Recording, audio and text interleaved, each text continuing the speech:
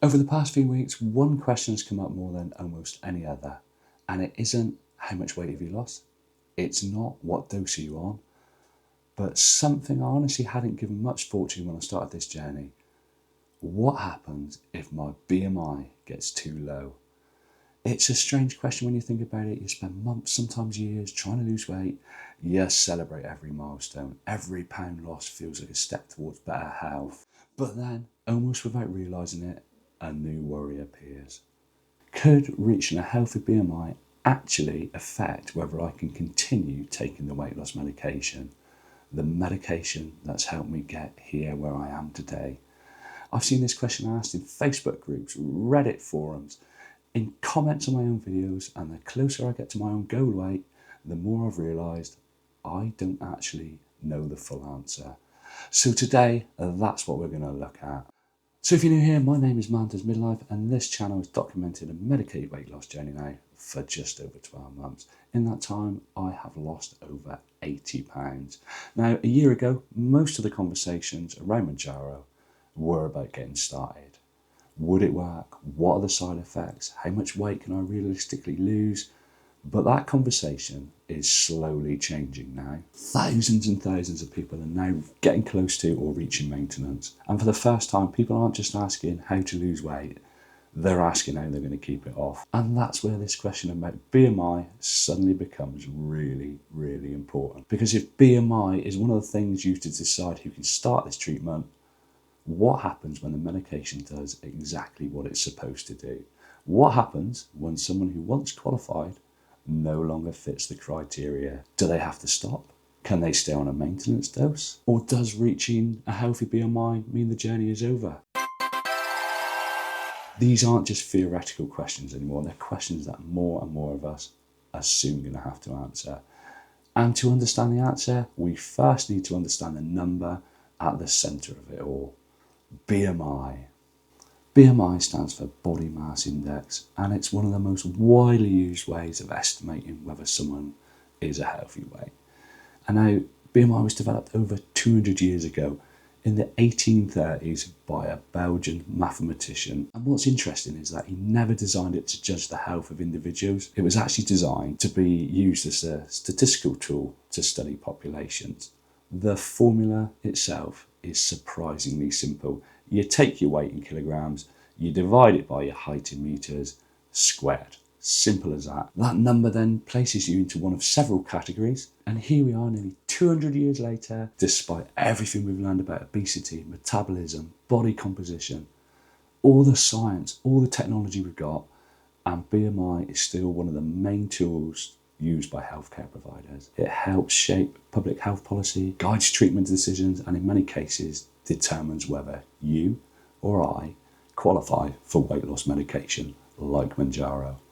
And that's where things really start to get interesting. So what are the rules around Mounjaro? If you're starting Mounjaro for weight management, BMI plays a huge role, because in the UK, the medication is licensed for adults with a BMI of 30 or above. It can also be prescribed from a BMI of 27 if someone has at least one weight-related medical condition, such as high blood pressure, sleep apnea, or type 2 diabetes. On the NHS, the criteria is even stricter, and in many cases, treatment is limited to people with a BMI of 35 or above, alongside other health conditions. So on the surface, it seems really straightforward, doesn't it? BMI helps decide who can start treatment. But here's the question that kept coming back to me. What happens after the medication works? So this is the part where things become less clear. Now let's imagine someone starts Mounjaro with a BMI of 39. Over the next year, they lose 80 pounds. Their blood pressure improves, their mobility improves, their quality of life improves. And then all of a sudden, their BMI falls into a healthy range. And surely that's what the whole weight loss medication, the whole treatment, is supposed to achieve. So does reaching that point mean they no longer qualify for the medication? And this is where a lot of confusion comes from, because the BMI thresholds you've probably heard about, the ones we just mentioned, are primarily used to decide who can start the treatment. They aren't simply a rule that says once your BMI reaches this number, you must stop, because in reality, maintenance is recognised as part of the licensed use of Mounjaro. Decisions about continuing treatment involve a much broader clinical picture than that one little number on a chart. Healthcare professionals consider how well the treatment is working, whether it's helping someone maintain their weight, and what might happen if you stop taking the medication. But it is worth knowing that maintenance policies can vary from provider to provider. Different providers have different approaches, which is always important to discuss your own situation with your prescriber rather than assuming every single one is the same. And I am primarily talking about in the UK because I know the rules can be a little bit different in the US, Europe, Australia. Right, ever so quickly now, if you've followed my journey for a while, you will know that I have been using the Hume Body Pod for quite some time now. Now, when I started this journey, I was obsessed with one number and one number only, my weight. Every single week, I'd step on the scales, hoping to see that number go down, because I thought that was the best way to measure progress. I am now over 80 pounds down, but the closer I've got to my goal, the more I've realised that weight on its own can actually be really misleading. And if you think about it, we've all had those weeks where we've done everything right. We've eaten well, we've been to the gym, we've hit our step target, and the scales hardly move. In the past, I would have assumed it's been a bad week. Now, I know that's not true.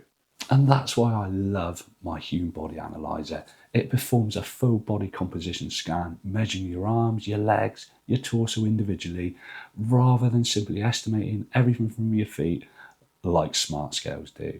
It's around about 98% as accurate as the medical grade in-body scanners you'll often find in gyms, except I can do it at home whenever I want. And there are certain numbers now I pay more attention to. Muscle mass, because I want to protect as much muscle as I can. My body fat percentage, because that's really what I'm trying to reduce now. My visceral fat, because that's closely linked with long-term health.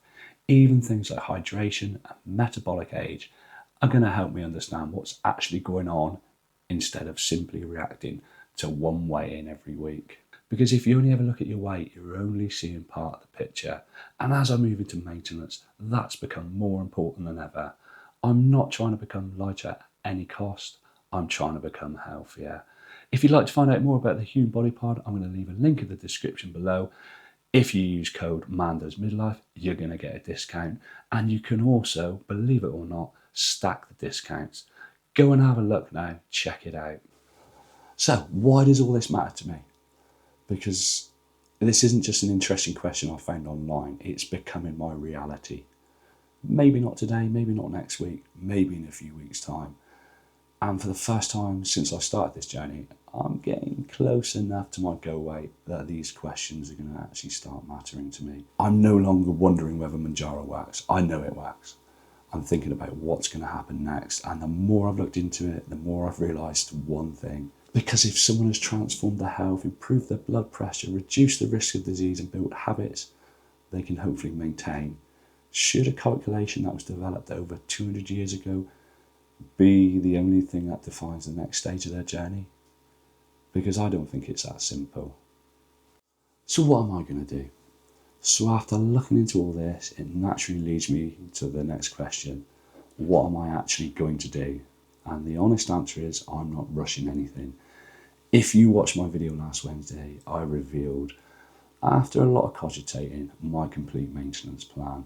And it's long, it's drawn out, it's potentially going to take me 5, maybe 6 months, possibly even longer, before I even consider whether I can stop taking the medication or whether I need to continue it.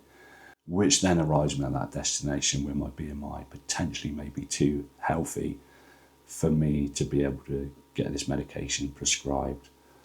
When I started Mounjaro, my goal was never simply to hit a number on the scales and stop overnight. My goal was to become healthier and, more importantly, to stay healthier. And that's why that plan has always been to approach maintenance gradually. Rather than making one big change, I'd much rather make these small adjustments, which is going to give my body time to respond and my habits time to respond. Because I'm going to continue monitoring my weight, but I'll be paying attention to other things like body composition, appetite, energy levels, And of course, whether those old greedy boy habits and the food noise start creeping back in. What have I learned? I think the biggest thing I've taken away from researching all this is that we've reached a completely different stage in the conversation around Mounjaro. And when I say we, I don't just mean me and the people watching this video.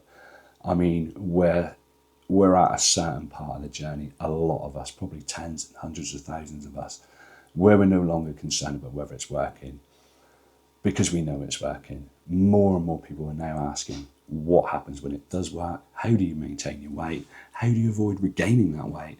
And how do you protect all the progress you've made over that length of time? And these are the questions that are going to shape the next few years for thousands and thousands of people. And I think that's where the real value is right now, today.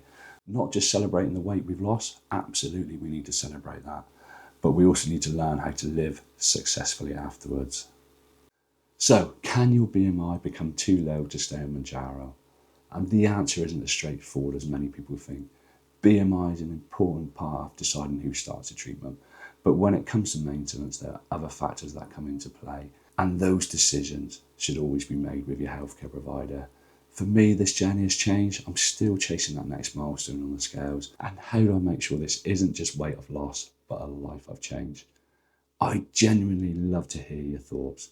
If you're already on Mounjaro, have you started thinking about maintenance yet? And if you've reached your goal, what has your experience been?